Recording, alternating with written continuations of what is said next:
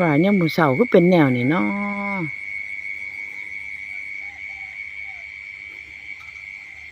พุ่น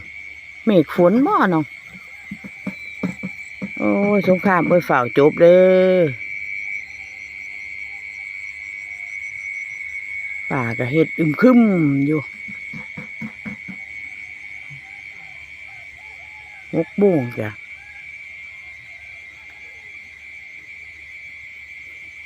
ขึ้นเทิงๆหญ้าก็เลยถ่ายทางใต้นี่ล่ะ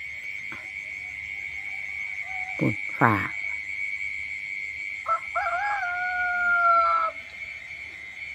มองนี่เห็นชัดอยู่บ้านมันมีแต่ต้นไม้นะ